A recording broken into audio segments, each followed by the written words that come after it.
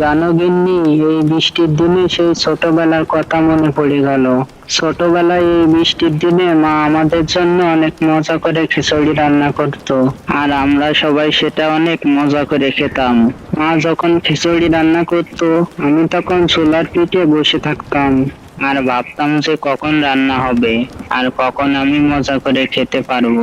এই বৃষ্টির দিনে সেই ছোটবেলার কথা মনে পড়ে গেল। তাহলে তুমি একটা কাজ করো, ঘরে তো ডাউল নাই, বাইরে গিয়ে দেখো কোনো দোকান খোলা পাও কিনা।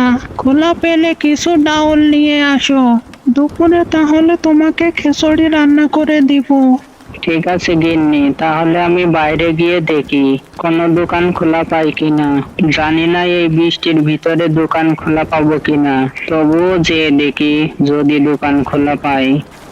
এরপর রমেশ বৃষ্টির ভিতরে হাতে একটি ছাতা নিয়ে বেরিয়ে পড়ল দোকানের উদ্দেশ্যে।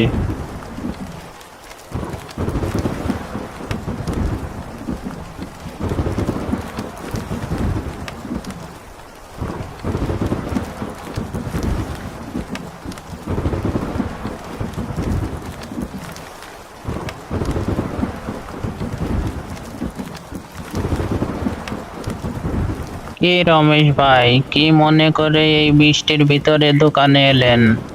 আর বলো না ভাই, এই বৃষ্টির দিনে মনে চাইলো খিচুড়ি খেতে, তা ঘরে আবার ডাউল নাই। গিন্নি আবার বললো দোকান থেকে ডাউল নিয়ে যেতে, তাই তো এই বৃষ্টির ভিতরেই দোকানে চলে আসলাম ডাউল নিতে। তা যা বলেছ রমেশ ভাই, এরকম বৃষ্টির দিনে খিচুড়ি খাওয়ার মজাই আলাদা।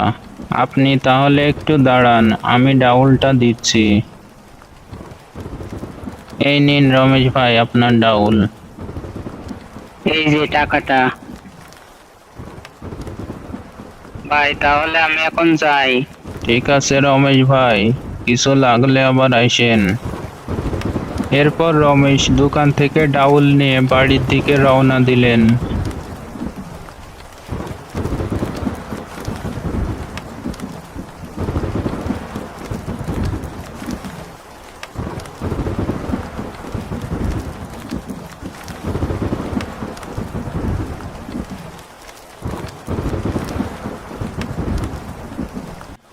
ওই গো গিন্নি, কোথায় গেলে? এদিকে আসো দেখি।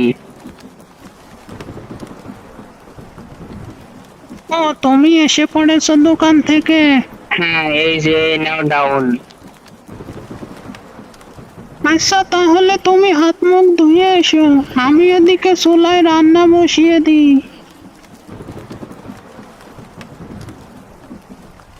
এরপর রমেশের গিন্নি খিচুড়ি রান্না করতে লাগলেন, আর তারই পাশে বসে রমেশ খিচুড়ি রান্না দেখতে লাগলেন।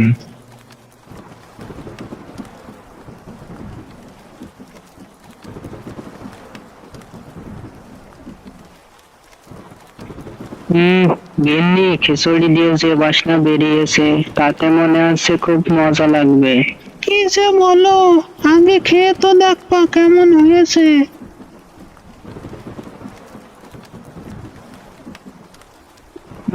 গিন্নি, অনেক মজা হয়েছে রান্নাটা। মনে হচ্ছে সেই ছোটবেলার মায়ের হাতের খিচুড়ি রান্না খাচ্ছি। গিন্নি, আজকে তোমার হাতের খিচুড়ি রান্না খেয়ে মনটা জুড়িয়ে গেল। বন্ধুরা, তোমরাও কি সেই ছোটবেলার মায়ের হাতের রান্না মিস করো? মিস করে থাকলে কমেন্টে জানিয়ে যাও। আর চ্যানেলে নতুন হয়ে থাকলে চ্যানেলটি সাবস্ক্রাইব করে আমাদের সাথেই থাকো।